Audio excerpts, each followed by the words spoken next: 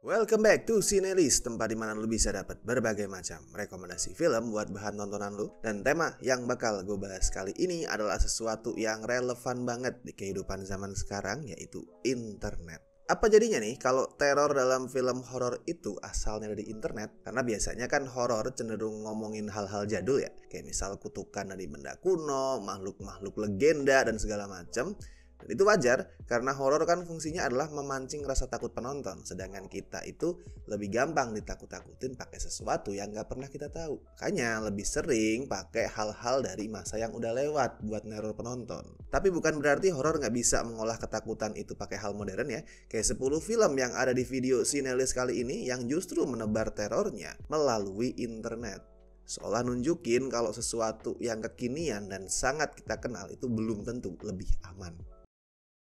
Sebagai pembuka, gue mulai dari salah satu horor Jepang paling legendaris, yaitu Pulse, atau yang punya judul lain Kairo. Dirilis tahun 2001, Pulse ngasih lihat kalau tema internet udah mulai diangkat di film horor sejak lebih dari 2 dekade lalu. Bercerita tentang gimana karakter-karakternya menemukan bukti bahwa makhluk halus berencana menyerang dunia manusia lewat internet.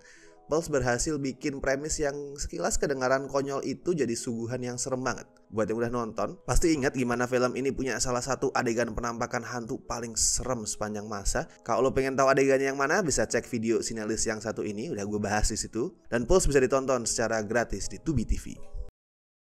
10 tahun berselang, dirilis film lain yang nampilin potensi mematikan dari internet, yaitu Megan is Missing. Walaupun rilis tahun 2011, film ini baru benar-benar dikenal banyak orang pas viral di TikTok tahun 2020, alias 9 tahun sejak pertama tayang. Megan is Missing ini emang tontonan yang disturbing banget, dimana sesuai judulnya, dia bercerita tentang hilangnya seorang remaja bernama Megan gak lama setelah dia berkomunikasi sama orang asing di internet. Walaupun disturbing dan cenderung eksploitatif, sebenarnya film ini juga bisa jadi pengingat tentang potensi bahaya yang bisa muncul dari internet. Karena di sana, semua jenis orang jahat itu bebas beraksi tanpa bisa kita tahu.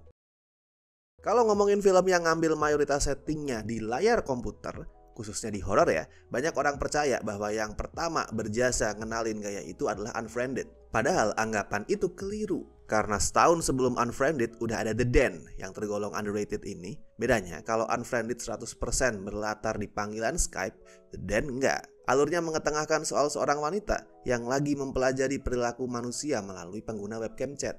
Tapi tanpa diduga, wanita itu justru menyaksikan sebuah aksi pembunuhan. Kita sebagai penonton pun diajak melihat teror yang si wanita alami melalui barang-barang elektroniknya dari laptop sampai smartphone. Buat yang penasaran, The Den bisa ditonton di Tubi TV. Tapi walaupun bukan yang pertama, Unfriended tetap pantas disebut sebagai salah satu horor terbaik yang ngambil latar di layar komputer. Sebenarnya Unfriended punya alur klise yang udah sering banget dipakai sama film horor ya, yaitu tentang sekelompok remaja SMA yang dihantui oleh arwah temennya, tapi cara filmnya memaksimalkan panggilan Skype buat munculin kesan realistis itu berhasil ngebawa kekelisean tadi jadi teror yang luar biasa intens. Unfriended bisa ditonton di Netflix. Berikutnya ada sebuah horor Jerman berjudul Friend Request. Ya, jadi judulnya pun udah kelihatan ya, aura media sosial terpancar kuat. Ide ceritanya sebenarnya kedengaran absurd, yaitu tentang seorang mahasiswi yang mulai ngerasain kemunculan entitas jahat setelah dia itu nge-unfriend seorang cewek misterius di media sosialnya. Dan sejak saat itu, entitas tadi mulai membunuh teman si mahasiswi satu persatu dengan tujuan bikin dia jadi kesepian. Dibanding judul-judul lain di daftar ini, Friend Request mungkin gak seberapa bagus, tapi kalau lu nyari horor ringan yang bisa ditonton sambil santai, film ini mungkin bisa jadi opsi yang pas.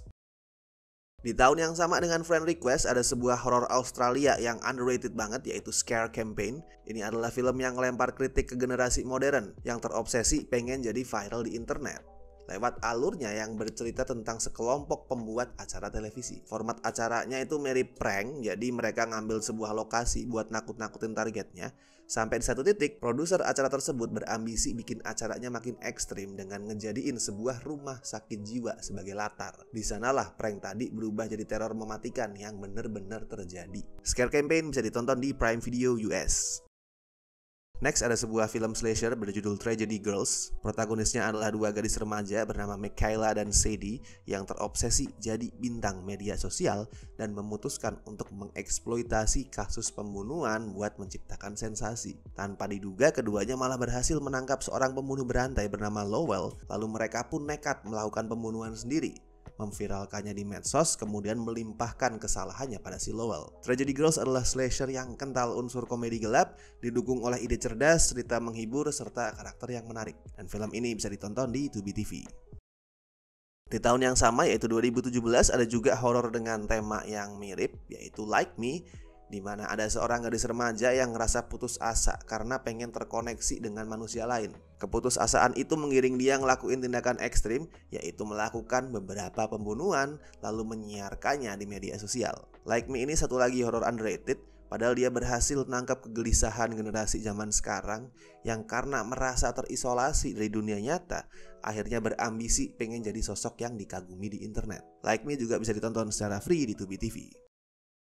Masih soal teror media sosial, berikutnya ada Cam yang menceritakan seorang cam girl bernama Alice. Jadi si Alice ini mendapati bahwa kembarannya alias doppelganger itu membajak media sosial dia. Dari situ Alice pun harus mencari tahu siapa si kembaran sebenarnya untuk bisa dapetin lagi akses ke akun dia.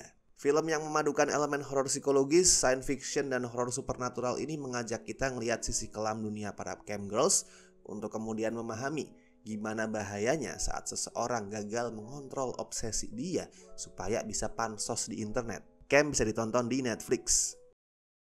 Terakhir ada judul yang paling baru yaitu Host, sebuah film yang lumayan menghebohkan ya pas dulu rilis di tengah pandemi. Ceritanya sih sebenarnya sederhana, yaitu tentang 6 orang yang ngelakuin pemanggilan arwah pas lagi terhubung via Zoom meeting. Dari situlah filmnya nampilin teror yang luar biasa serem lewat keberhasilannya manfaatin format Zoom yang sebenarnya itu penuh keterbatasan. Dan karena itulah host ngasih lihat bahwa untuk bikin film bagus itu nggak melulu harus ada teknologi canggih. Film ini bisa ditonton di Catch Play. Oke, tadi adalah beberapa horor bertema internet media sosial terbaik versi Cinelis. Silahkan lo tonton, mungkin bisa ngasih ya sedikit pelajaran soal gimana menjaga diri di internet ya, biar nggak asal main-main media sosial, biar lo nggak asal berambisi untuk jadi terkenal dan segala macam. Dan kalau misalkan lo punya rekomendasi film bertema internet atau media sosial lain yang keren dan belum di-mention di video ini, bisa lo tulisin di kolom komentar, bagiin rekomendasi lo. Oke, kalau gitu sampai ketemu di list-list berikutnya.